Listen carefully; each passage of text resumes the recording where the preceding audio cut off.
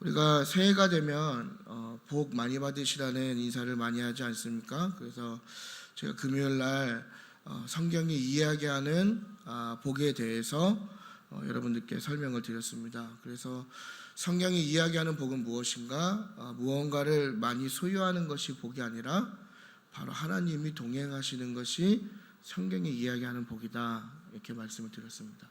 그래서 오늘 설교는 그 내용의 어떻게 보면 좀 연장인데요.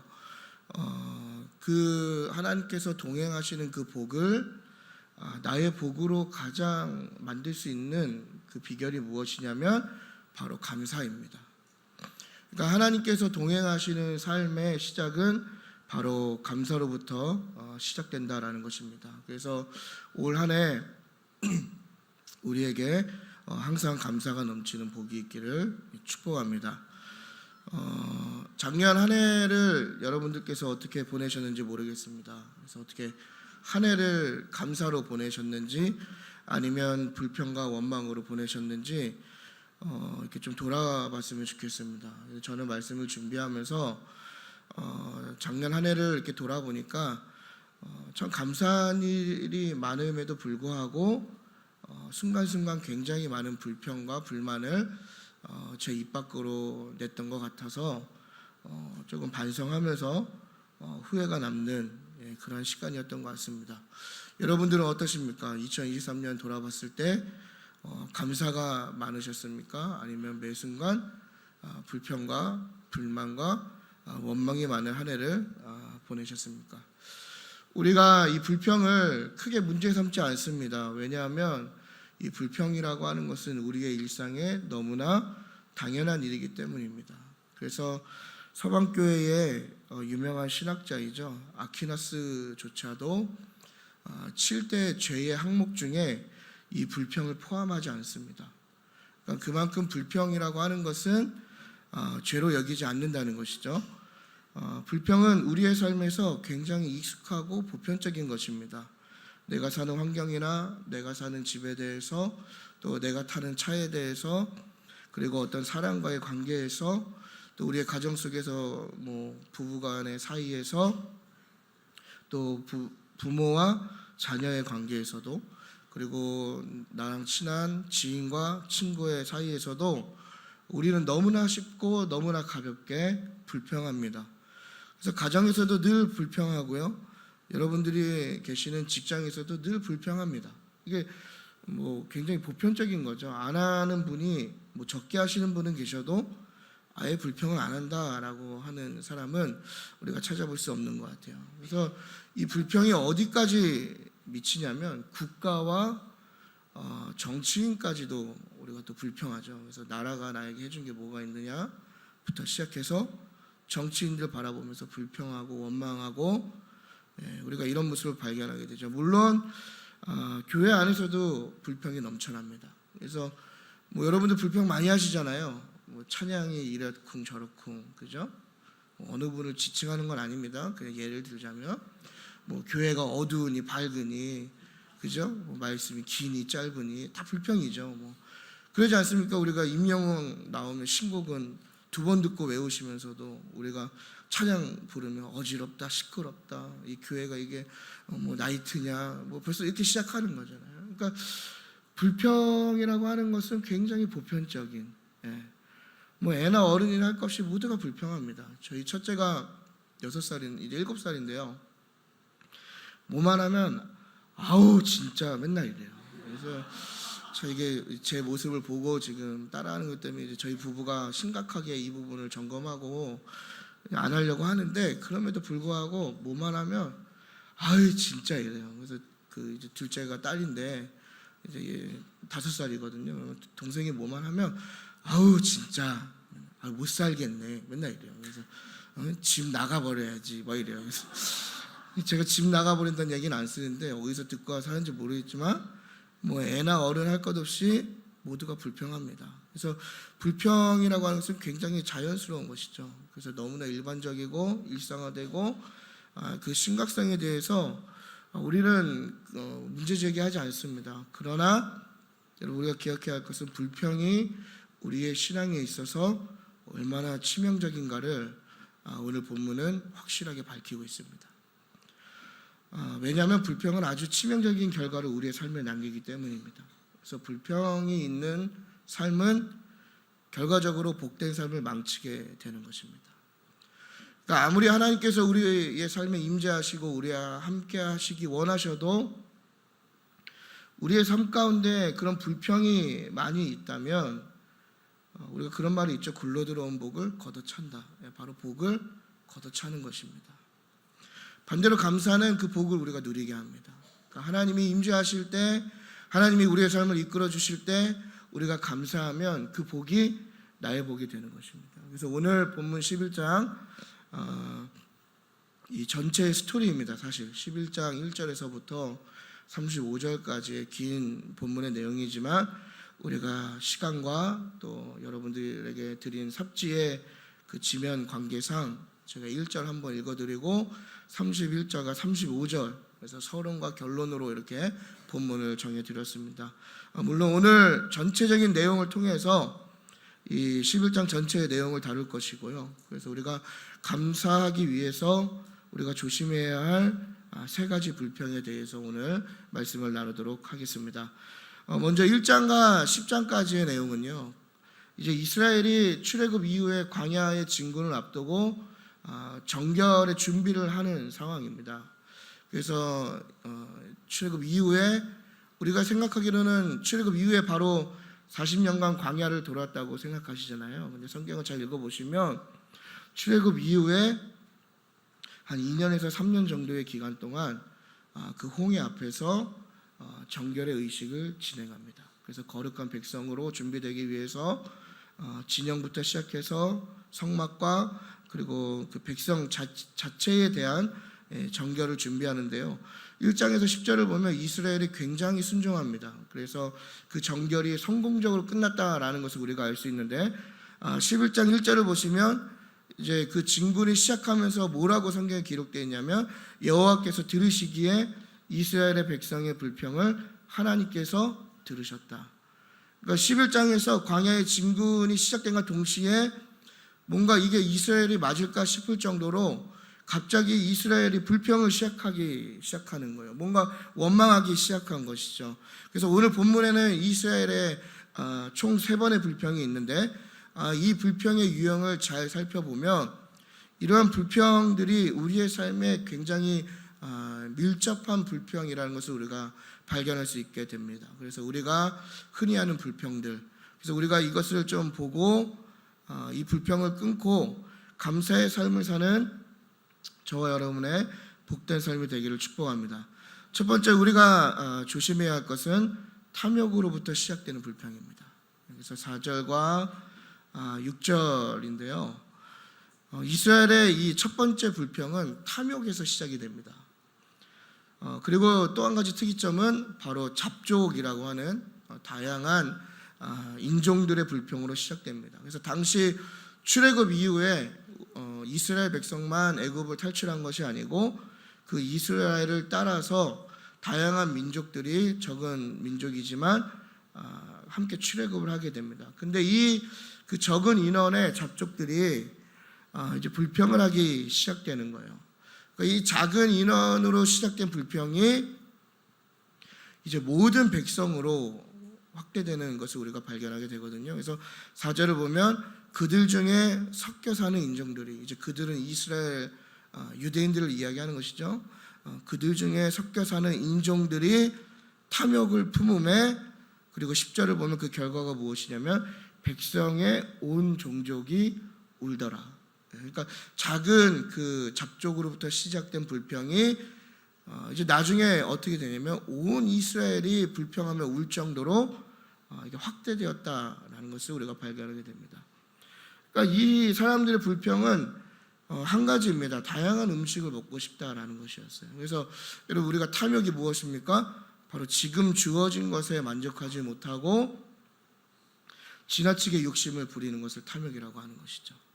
그래서 애굽에서 노예되고 출애굽을 잘 읽어보시면 아시겠지만 노예로서의 고된 삶을 잊은 채 이제 이 사람들이 이야기하는 것은 뭐냐면 공짜로 다양한 음식을 먹었다라는 거예요. 그래서 이제는 만나가 아니라 고기가 먹고 싶다라고 불평하는 것이죠. 그래서 여러분, 출애굽 이후에는 이스라엘 백성의 주된 양식은 만나였습니다. 그래서 만나는 하나님께서 이스라엘에게 주시는 매일의 양식이었고, 만나는 하나님의 선물이었고, 이스라엘은 이 매일의 만나를 의존해야 했습니다. 그래서 아무것도 없는 광야에서 이 만나라고 하는 것은 이스라엘을 향한 하나님의 선물이었고, 동시에 이스라엘의 생명 그 자체였습니다. 그러니까 매일의 만나가 없다면 이스라엘은 광야에서 살 수가 없었던 것이죠. 하나님께서 매일의 만나를 주셨기 때문에 살 수 있었다는 것입니다. 우리는 그 만나가 정확히 무엇인지 잘 모릅니다.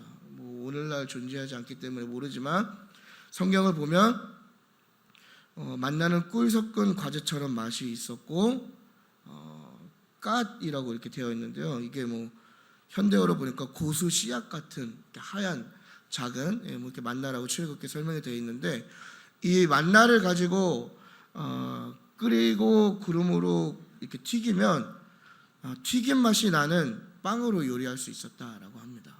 그래서 사실 그냥 기름에 튀긴 거는 신발도 맛있단 말이 있지 않습니까? 이게 충분히 맛있는 음식인 것 같은데, 하나님 매일 이 만나를 주시는 거거든요. 근데 이스라엘 백성이 이 만나에 대해서 이제 불평하기 시작하는 겁니다.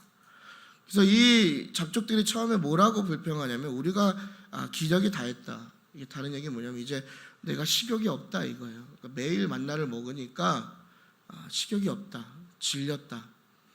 이게 단순히 그냥 만나라는 음식이 질린 것이 아니라 지금 뭘 의미하는 것입니까? 하나님의 은혜가 질렸다. 더 이상 하나님의 은혜가 감사하지 않다. 그래서 고기를 달라. 이걸 지금 요청하는 것입니다. 그러니까 탐욕에 의한 불평은 여러분, 우리의 불평과 굉장히 비슷한 것을 우리가 발견하게 됩니다. 그래서 불평이라는 것은 우리의 삶에 주어진 하나님의 은혜와 하나님의 그 인도하심을 잊은 결과인 것입니다.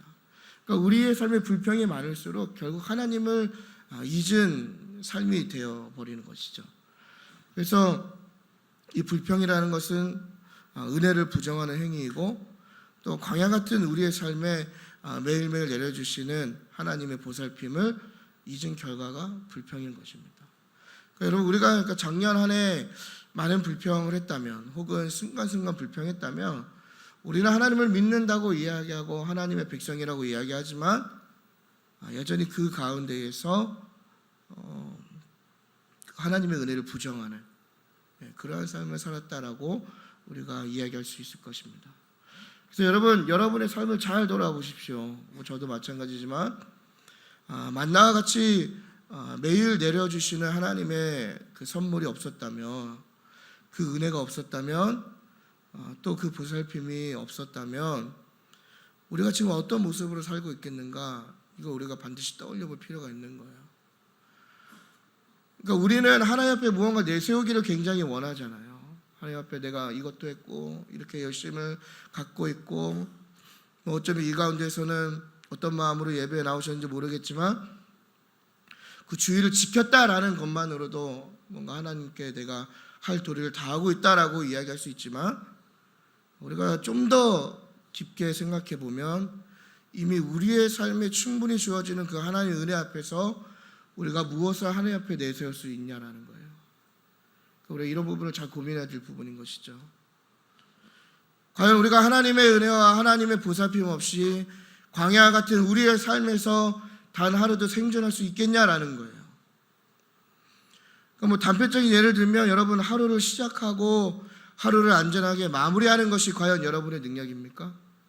과연 어떤 우연입니까? 아니면 여러분의 조심 때문에 가능한 일입니까? 우리가 오늘 하루를 마무리하고 잠에 들고 내일 아침에 다시 눈을 뜨는 것이 단순히 우리에게 주어진 순리입니까? 아니면 그것조차 하나님의 은혜입니까? 이걸 잘 고민해 볼 필요가 있는 것이죠. 결국 우리의 삶에는 하나님의 이 만나 없이는, 매일 주어지는 은혜와 보살핌 없이는 단 하루도 살 수 없는 연약한 존재라는 것을 우리가 다시 한번 깨달아야 하는 것입니다. 그러나 우리가 그 은혜를 다 잃어버리는 것이죠. 그래서 탐욕에 눈이 멀어서 종노릇하던 그 애굽 생활을 그리워하고 그곳의 음식을 그리워하고 고기를 달라고 불평하는 것이죠.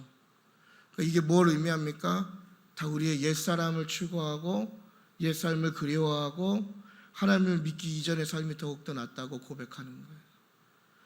그러니까 매일 신앙생활을 이어가지만 매일 말씀도 듣고 찬양도 듣고 나름대로 신앙생활 열심히 하지만 이전의 삶을 더욱더 그리워하고 옛사람을 더 그리워하고 하나님 앞에 불평하는 것이죠.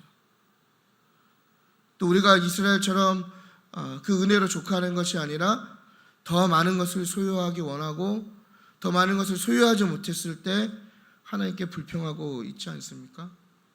우리가 진지하게 고민해 볼 필요가 있는 것이죠.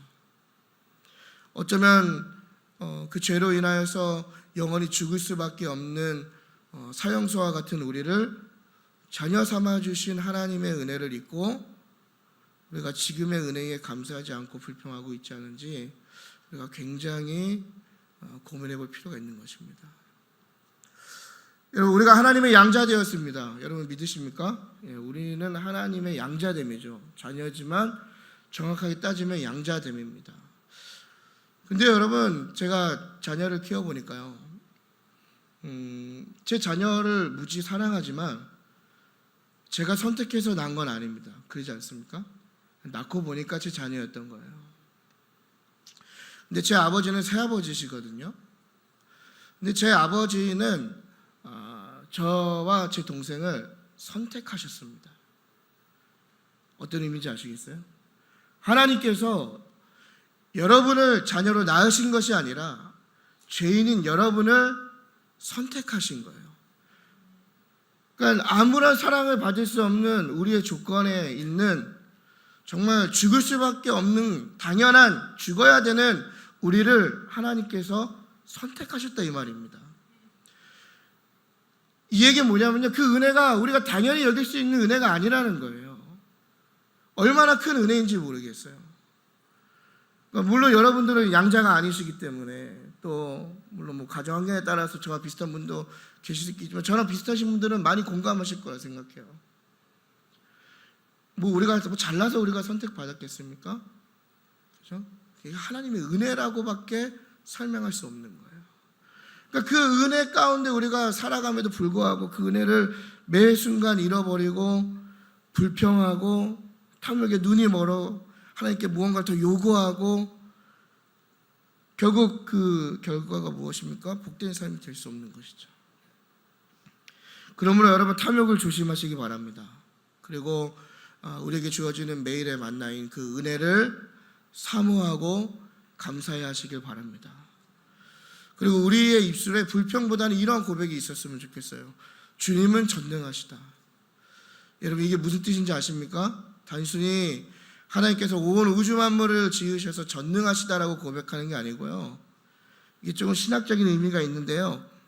주님은 전능하시다라는 고백은요, 주님 한 분만으로 충분하다는 고백입니다. 그러니까 우리가 하나님은 전능하시다라고 손을 들고 고백하고 찬양할 때 우리의 삶에 어떠한 동의가 이루어지는 것이냐면요, 바로 주님 한 분만으로 만족합니다. 이 고백이 있는 거예요. 내가 부유해도 가난해도 내가 평안하지 않아도 내가 좁은 길을 걸어도 때로는 내가 원치 않는 환경과 상황이 있을지라도 주님은 전능하시다. 이 고백은 뭐라고요? 주님 한 분만으로 만족합니다. 당연히 감사할 수밖에 없는 삶인 것이죠. 그래서 여러분 2024년도 이 한 해를 시작하는 이 시점에 이 주님 한 분만으로 만족한다는 주님은 전능하십니다라는 이 감사의 고백이 저와 여러분의 삶에 넘쳐나기를 바랍니다. 그렇게 될 때 우리의 삶이 복된 삶일 줄 믿습니다.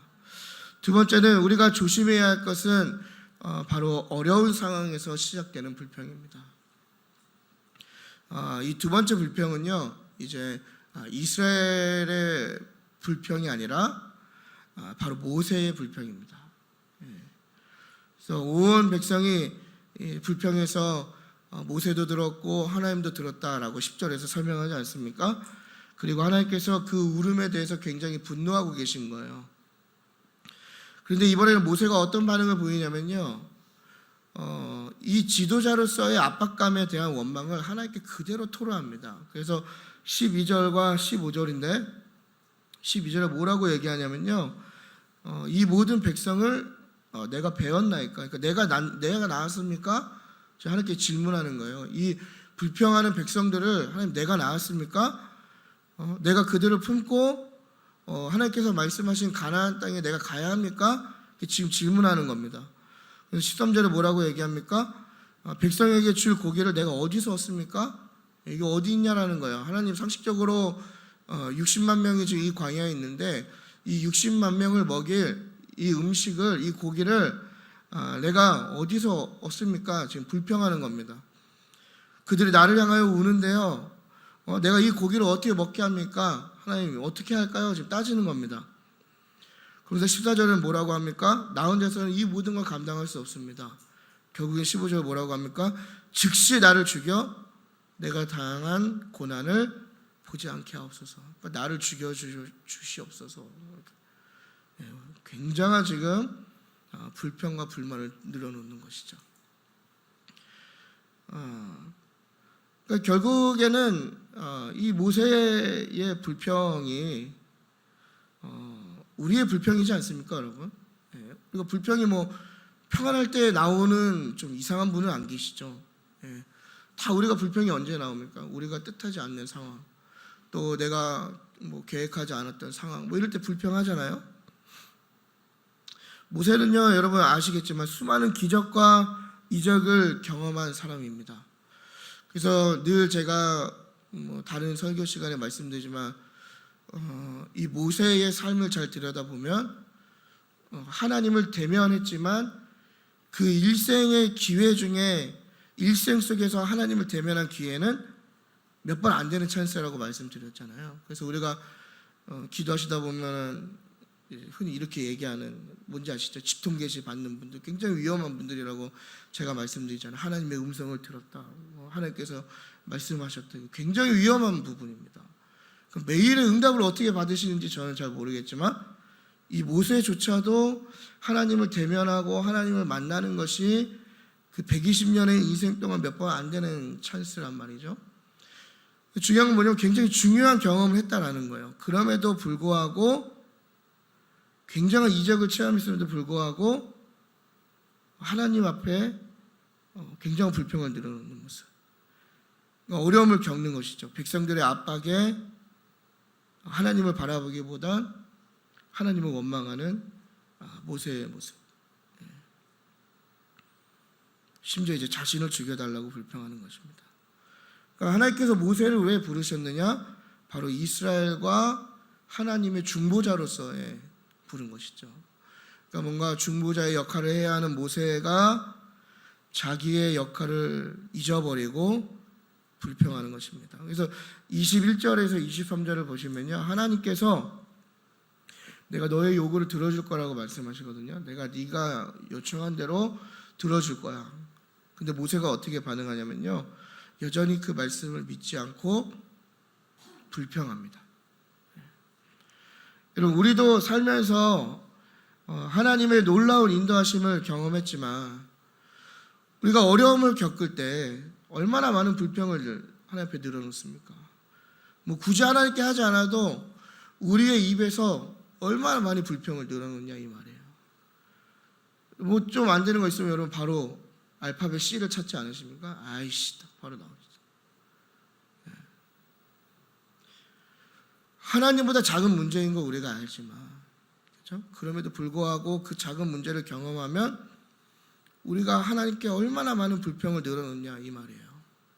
뭔가 우리의 가정이 조금 어려울 때, 또 우리의 사업이나 내 직장에서 좀 어려울 때, 또 관계에서 어려움이 있을 때, 또 물질적으로 좀 어려움이 있을 때, 또 내가 생각하고 계획한 시험이나 어떤 도전들이 잘 되지 않을 때 우리가 하나님 앞에 그 은혜를 입고 얼마나 많은 불평을 늘어놓냐 이 말입니다. 그러니까 우리는 어려움을 겪으면 불평을 늘어놓는 존재인 거예요. 하나님을 경험하지만 불평하는 존재, 하나님을 안다고 고백하지만 불평하는 존재. 하나님 이것도 막으십니까? 하나님 이것도 없고 저것도 없어요. 결국엔 어떠한 얘기죠? 모세가 15절에 나를 죽여달라는 얘기는 뭐예요? 하나님 왜 나를 부르셨습니까? 이런 고백인 것이죠. 너무나 어려움을 겪다 보니까 이런 고백을 하는 거예요. 하나님 왜 날 부르셨습니까? 하나님 왜 날 여기로 인도하셨습니까? 하나님 입장에서 굉장히 좀 불쾌할 것 같아요. 그러지 않습니까? 기껏 사형수인 너를 내가 양자 삼아서 구원했더니 이 어려움 앞에 네가 나에게 하는 얘기가 왜 나를 불렀느냐, 이 얘기라면 하나님 입장에서 굉장히 좋으실 것 같지는 않죠. 또 모세가 하나님의 응답을 들었지만 하나님을 신뢰하지 않고 불평하는 건 무엇입니까? 우리가 기도하지만, 기도 가운데 있지만, 하나님의 뜻을 구한다고 얘기하지만 어쩌면 하나님께서 말씀을 통해서, 찬양을 통해서, 또 이런 설교를 통해서 말씀하시지만 온전히 하나님을 신뢰하지 못하는 것이죠. 여전히 불안해하고 걱정해하고 염려해하고, 그로부터 시작되는 불평이 결국엔 나의 복을 다 없어지게 하는 것입니다. 여러분, 내가 겪는 문제보다 크신 하나님, 그 하나님을 온전히 신뢰할 때 우리의 불평이 사라지고 감사가 넘치는 삶이 될 줄 믿습니다. 좀 죄송한 말씀이지만 24년도도 제가 볼 때는 작년과 많이 달라지지 않을 것 같습니다. 뭔가 희망찬 새해 첫 이야기를 해야 되는데 우리 괜히 희망 고문하지 말자고요. 24년도도 제가 볼 때는 더 마이너스면 마이너스지, 그러지 않습니까, 여러분? 우리의 인생이 마이너스이죠. 우리의 나이도 마이너스, 우리의 재정도 마이너스, 우리의 건강도 마이너스, 경제도 마이너스, 그죠? 다 어렵고, 또 우리의 사는 세상이 더 험악해질 것이고, 또 여러분의 삶에 많은 또 직장 내의 도전과 삶의 도전이 있지 않겠습니까? 많은 괴롭힘과, 또 신앙생활 한다 그러면 비꼬고, 또 예배 못 가게 방해하고, 또 타협하는 타협점들을 제시하고, 또 우리가 그런 어려움을 겪을 때 우리가 불평하기보다는 문제보다 크신 하나님, 내가 겪는 어려움에서 나를 인도하시고 구해내실 하나님을 우리가 붙들어야 하는 것이죠. 그러니까 끝나지 않을 것 같았던 그 애굽의 종생활을 마치신 분이 누구입니까? 바로 하나님이시죠. 그 바로라고 하는 그 굉장한 애굽의 왕의 손으로부터 하나님의 백성을 건져내신 분이 바로 우리가 믿는 여호와 하나님이십니다. 여러분, 하나님은 살아계십니다. 동의하십니까? 예. 동의 안 하셔도 동의하십니까? 예, 그죠? 그 하나님께서 지금 우리가 겪고 있는 모든 상황에서 저와 여러분을 건져내실 줄 믿습니다. 그래서 우리가 더욱더 신뢰해야죠. 예, 또 건강의 어려움에서도 하나님을 신뢰하고, 더욱더 하나님 신뢰할 문제뿐이지 않습니까? 우리가 하나님 신뢰하지 않으면요, 굉장히 비참한 인생이 됩니다. 그래서 우리가 하나님을 신뢰해야 되는 이유가 거기 있는 것이죠. 그럴 때 우리가 어려울수록 더 감사할 수 있는 또 그런 복된 삶이 되는 것임을 우리가 기억하시길 바랍니다. 그래서 여러분, 감사할 수 있는 상황에서 감사는 누구나 다 할 수 있죠. 그러나 감사할 수 없는 상황에서도 감사할 수 있는 것은, 또 불평하지 않는 것은 살아계신 하나님, 또 신실하신 하나님, 우리를 이끄실 하나님을 우리가 믿기 때문입니다. 그런 복이 저와 여러분의 있기를 바랍니다. 마지막으로 세 번째는요, 우리가 조심해야 할 것은 시기와 질투로부터 시작되는 불평입니다. 이 마지막 불평은요, 이제 여호수아의 불평입니다. 이스라엘 백성 처음에는 그 잡족으로부터 시작된, 그러니까 여러 소수 민족으로부터 시작된 불평이 이스라엘 진영 전체로 확대되고, 그죠? 그리고 그 불평이 이제 지도자인 모세에게로 확대되고, 그다음에 그 불평이 이제 다음 지도자인 여호수아에게까지도 점점 확대되는 것을 우리가 발견할 수 있죠. 여호수아의 불평은 시기와 질투로부터 오는 불평입니다. 이제 모세가 불평을 토로한 거잖아요. 하나님, 내가 못 살겠습니다. 너무 힘듭니다. 이 어려움을 덜어주기 위해서 하나님께서 이제 어떤 방법을 제시하시냐면 70명의 장로들을 세워라. 그리고 내가 그 70명의 장로들에게 너에게 부어준 영을 동일하게 부어주겠다, 이렇게 말씀하시는 거예요. 그러니까 너가 혼자 지고 있는 그 무거운 리더십을 내가 70인의 장로들에게 덜어주겠다. 그래서 이 70명의 장로들이 성막에 모이게 됩니다. 그래서 17절에 말씀하신 대로 이제 모세에게 임한 영이 장로들에게 임하는 순간 이제 그들이 막 예언을 하다가 멈추게 되는 것이죠. 그런데 꼭 어딜 가나 이런 분들이 있죠. 다 모이라고 했는데 모이지 않는 두 장로 2명이 있던 거예요. 바로 엘닷과 메닷입니다. 그러니까 다 성막으로 모여야 되는데 이제 성경 잘 읽어보시면 거기에 이제 이름이 기록된 자들이라고 했거든요. 그러니까 이 엘닷과 메닷도 그 70인의 장로 중에 2명이었고 그 회막에 모여야 함에도 불구하고 그냥 진중에 남아있던 거예요. 가지 않았던 것이죠. 근데 이 사람들에게 어떠한 일이 일어나냐면 그 장로들에게 영이 부어지는 그때 동시에 이 두 장로에게도 똑같은 역사가 일어난 거예요. 그러니까 회막에 가지 않았지만 그냥 진중에 남아있는 거죠. 그러니까 어떻게 보면 오늘날로 보면 뭐 이렇게 얘기할 수 있겠죠. 교회생활 열심히 안 하시는 분들. 그러니까 교회생활 열심히 안 하시는 분들이 계신 거예요. 나는 열심히 헌신하고 예배도 빠지지 않고 맨날 뭐 말씀도 읽는다고 얘기하고 예배 시간에 졸지도 않고 뭐 모든 교제에도 참여하고 열심히 했는데 예배만 땡 드리고 가는 그 사람이 나보다 더 큰 은혜를 받는 거예요. 갑자기 어떤 느낌인지 아시겠어요? 네. 어서 오시면 안 드리고 가시는 분이, 금요예배 안 오시는 분이, 수요예배도 안 오시는 분이, 줌모닝 안 들어오시는 분이 제 얘기하는 겁니다. 근데 아무튼 갑자기 더 큰 은혜 받는 거예요. 나는 모든 예배에 다 참여했고 정말 토요일도 교회에 있고 막 뭐 예배 다 생활 열심히 하는데 내가 아니라 이 모임에 들어오지 않는 그 사람이 정말 성령으로 충만한, 먼저 그 은혜를 받아버리는 상황이 되어버리는 것이죠. 그래서 한 손에 달려오는 것이죠. 엘닷과 메닷이 진중에서 지금 예언을 하고 있습니다. 고자질한 거예요. 그러니까 이 모세를 섬기는 눈의 아들 여호수아가 뭐라고 얘기합니까? 모세여 그들을 멈춰주소서, 이렇게 얘기하는 거예요. 이 불평이죠.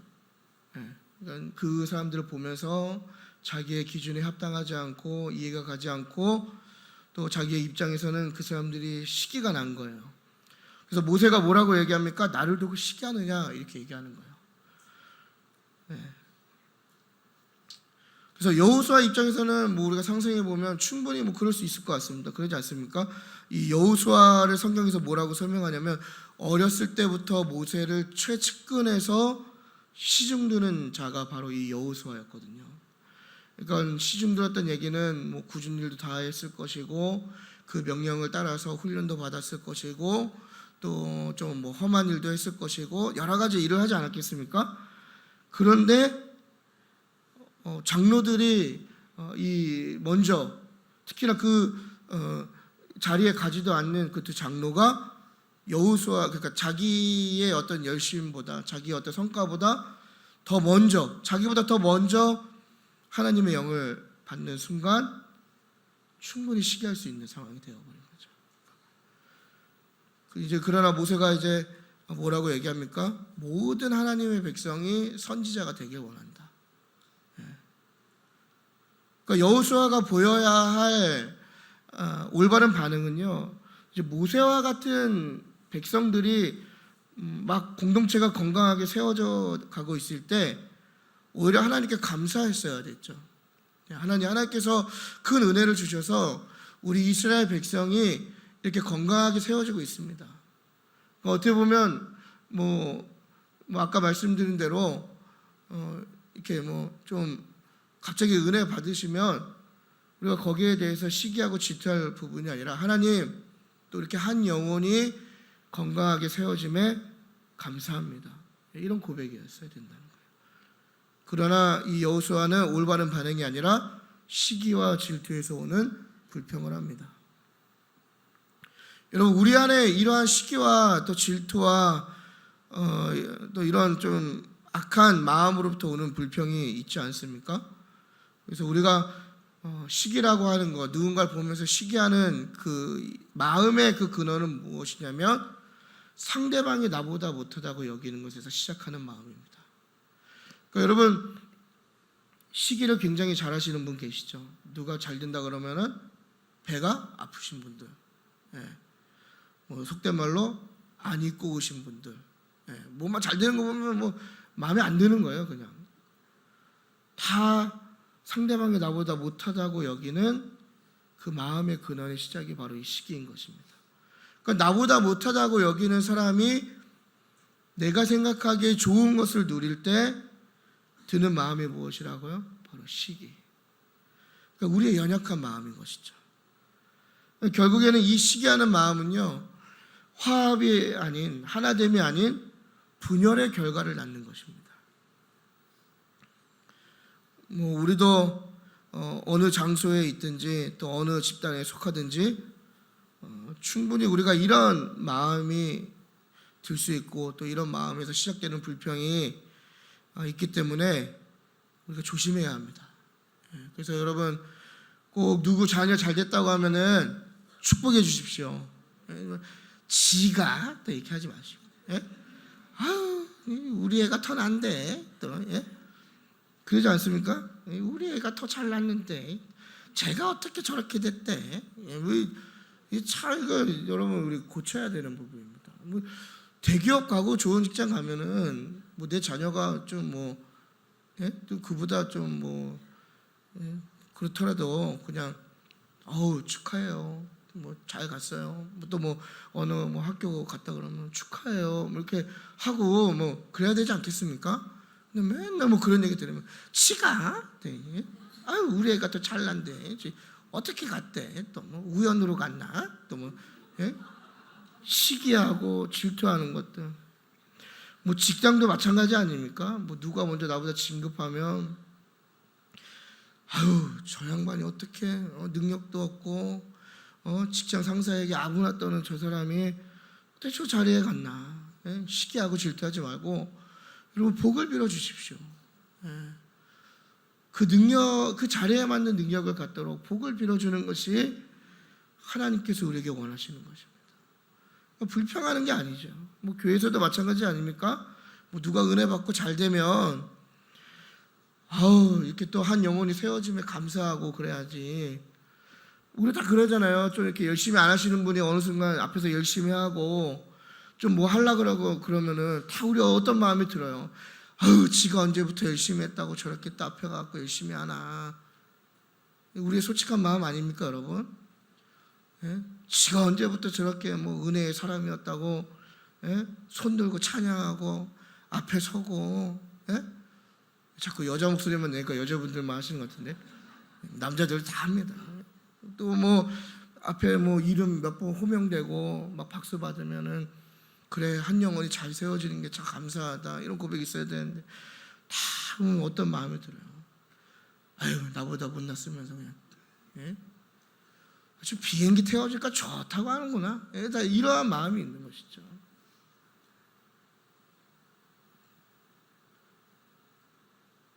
우리 돌아봐야 됩니다, 여러분. 여러분, 이런 불평의 결론은요, 결국 분열입니다. 그리고 그 분열됨은 결코 하나님께서 원하시지 않는 결과인 것을 우리가 기억해야 합니다. 그러니까 그러니까 매번 우리가 하나님 앞에 하나님 우리 공동체가 하나 되게 해주십시오 기도하기 이전에 우리가 구해야 할 것은 하나님 우리의 마음에 시기와 질투가 아닌 하나님의 충만한 사랑을 부어주십시오를 기도해야 되는 거예요. 그러니까 우리 안에 그러한 마음이 하나님의 사랑이 충만해질 때 저절로 하나가 되는 것입니다. 그래서 우리 어린이 찬양에 뭐가 있어요? 미움, 다툼, 시기, 질투 다 버리고 우리 서로 사랑해. 네. 협력하여 선을 이루는 거. 결국 하나 되는 것이 하나님께서 우리에게 원하시는 결과입니다. 그것이 여러분의 가정에게 원하시는 결과이고요. 그것이 우리 교회 공동체에 원하시는 결과이고요.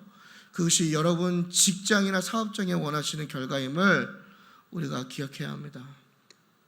여러분 주변 사람들이 잘 되는 것에 함께 기뻐해 주십시오. 그리고 그 사람을 대신해서 하나님께 더 감사할 수 있는 정말 큰 사람이 되시길 축복합니다. 대신 감사해 줄 수 있는 거. 그런 감사해 보셨어요, 여러분? 누군가 잘 된 걸 보면서 내가 더 기뻐하고 내가 더 감사해 보는 거예요. 여러분의 가족을 빼고요. 그건 당연한 것이죠. 그러지 않습니까? 당연히 내 가족이 잘 되면 당연히 기뻐할 수 있는 부분이죠. 근데 그게 아니라 내 지인이나 내 친구나 우리 교회 공동체원이 잘 되는 걸 보면서 너무 대신 기뻐하는 거예요. 하나님께 대신 감사하는 거예요. 그 사람보다 더 감사해 줄 수 있는 거예요. 이게 결국 무엇입니까? 바로 제사장의 역할입니다. 이스라엘의 공동체의 궁극적인 역할이 무엇입니까? 출애굽기 19장 보면 제사장 나라 거룩한 백성. 이게 신약으로 넘어오면서 오늘날 성도들에게 요구하는 것이 무엇이죠? 왕 같은 제사장. 같은 얘기거든요. 그러니까 시기가 아닌 대신 감사해 줄 수 있는 큰 은혜를 경험하시는 한 해가 되시길 바랍니다. 그래서 그 은혜에 젖어들었을 때 우리가 이런 역할을 충분히 감당할 수 있다는 것을 기억하셨으면 좋겠습니다. 그래서 시기와 불평이 아닌 큰 감사가 있는 복된 삶이 되셨으면 좋겠습니다. 결국 이스라엘의 그 불평의 결과가 무엇입니까? 바로 멸망입니다. 멸망. 심판받는 것이죠. 그래서 18절에서 20절 상반절을 보면요, 하나님께서 고기를 주신다고 말씀하시는데 뭐라고 말씀하시냐면 하루 이틀뿐만 아니라 닷새나 열흘 20날을 넘어 너네가 냄새도 싫어할 때까지 한 달 동안 내가 고기를 주겠다라고 말씀하세요. 그러니까 이게 하나님께서 지금 점잖게 말씀하신 거지만 이게 어떤 뉘앙스냐면요, 먹고 죽어라 이겁니다. 너 고기 원했지? 먹고 죽어봐 이거예요. 제 얘기가 아니라 그 원어의 뉘앙스를 해석하면 그 부정적인 단어들이 붙거든요. 그러면 이게 뭔 얘기냐면 먹고 죽어라 이겁니다. 너 고기 원했어? 네가 내 하늘의 만나가 아니라 애굽의 복을 구했다 이거지? 알겠어, 내가 줄게.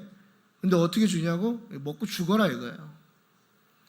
그러니까 여러분 웬만하면은 하늘의 은혜, 하나님의 은혜는 우리가 많이 구하되 그 외적인 거는 적당하게 구하셔야 돼요. 여러분 돈 많이 벌기 원하시죠? 갑자기 이제 아멘을 안 하시는데.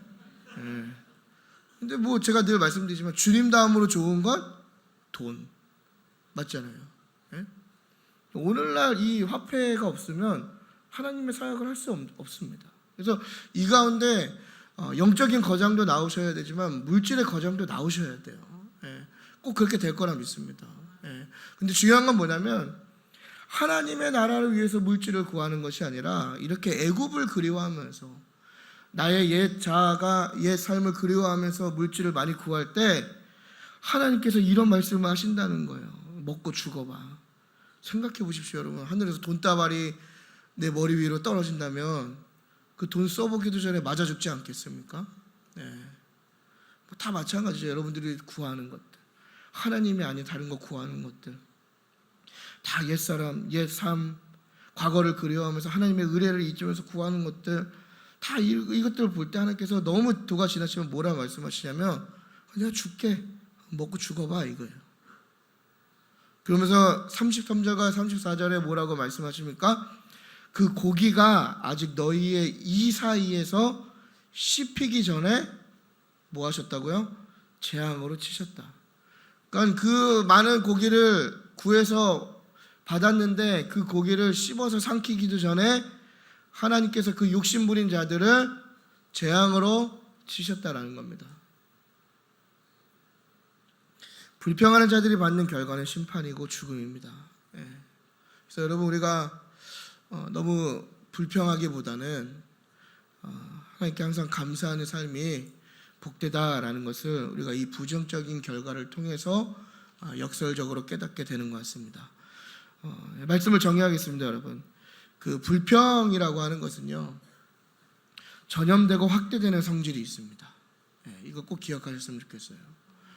그러므로 여러분들의 작은 삶의 불평이 결과적으로는 그것들이 옆 사람에게 전염될 것이고 또 여러분 스스로에게 확대될 것이고 결국엔 그 불평이 여러분을 망치게 될 것입니다. 그래서 우리가 이 작은 불평도 끊어내야 합니다. 우리가 이 작은 불평도 허용해서는 안 됩니다. 제가 굉장한 프로 불평러거든요. 저는 뭐만 하면 굉장히 불평 많이 해요. 특히 제 아내한테. 그러니까 아내에 의한 불평이 아니고 딴 사람한테 발생한 불평도 저는 제 아내한테 다 쏟아내요. 막 갖고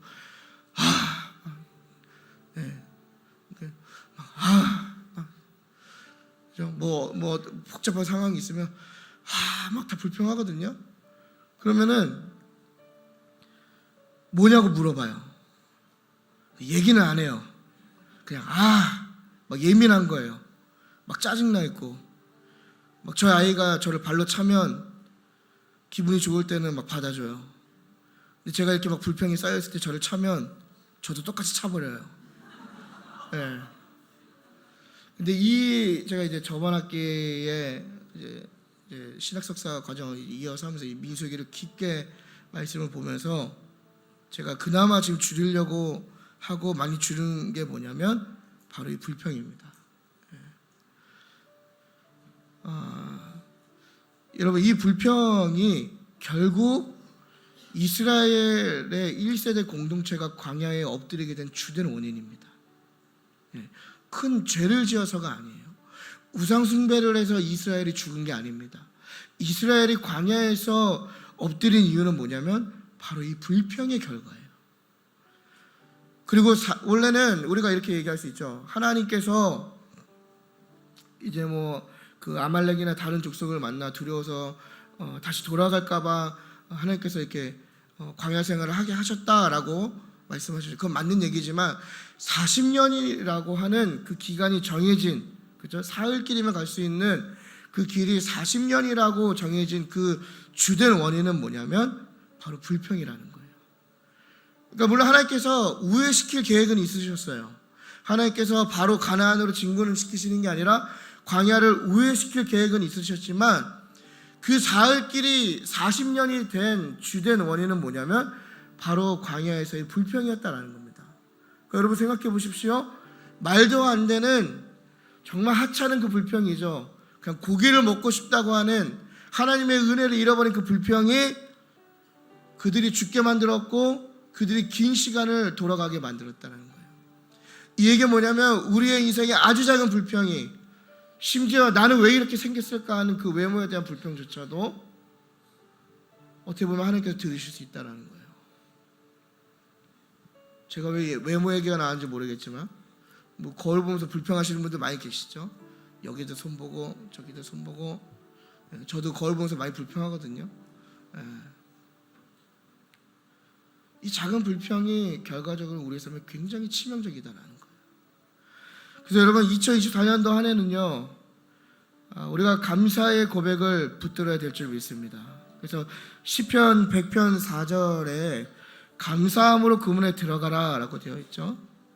이 얘기는 뭐냐면 하나님 앞에 나아갈 때 감사함으로 나아가라는 것입니다. 그래서 시편 100편이 다 이제 하나님 앞에 나아가는 장면을 묘사하고 있는데, 하나님 앞에 나아갈 때 감사함으로 나아가라. 그리고 데살로니가 5장 18절에는 범사에 감사하라. 항상 감사하라는 말입니다. 이 외에도요, 성경에 여러분 감사라고 검색해 보시면 하나님께서 이 감사에 대해서 얼마나 많이 강조하시는지 몰라요. 감사해야 된다, 감사하라, 감사한 삶을 살아라. 여러분, 불평의 삶이 아니라 감사의 삶을 사는 것이 하나님께서 주신 복을 받는 방법임을 우리가 기억했으면 좋겠습니다. 그러므로 감사는 특히 여러분 작년 한 해에 이어서 여전히 해결되지 않는 문제와 또 많은 고민들에 계신 분들, 감사가 바로 복된 삶의 첫걸음입니다. 그리고 회복의 첫걸음입니다. 여러분, 감사는 하나님을 향한 하나님의 그 선하심에 대한 우리의 반응인 것입니다. 그러니까 우리가 날마다 하나님의 그 선하심을 경험했다면 감사해야 하는 것은 당연한 것입니다. 하나님이 하신 일을 찬양하는 것이 감사인 것입니다. 여러분, 이 감사라고 하는 이 히브리어 단어의 어근이 뭐냐면요, 바로 찬양하다입니다. 찬양하다.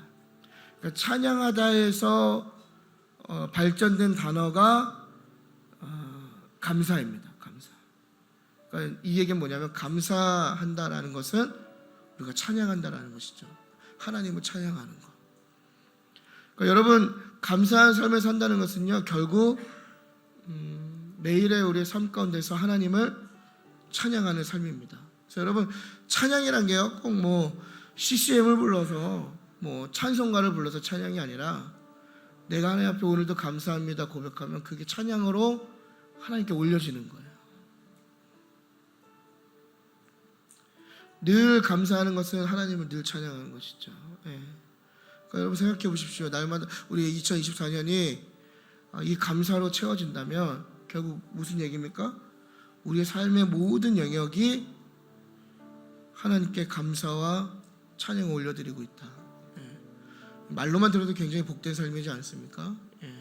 우리 2024년도 이제 시작하는 우리가 첫 예배를 드렸는데 이 남은 한 해도 불평이 아니라 감사와 찬양이 넘쳐나는 저와 여러분의 한 해가 되기를 축복합니다. 기도하시겠습니다.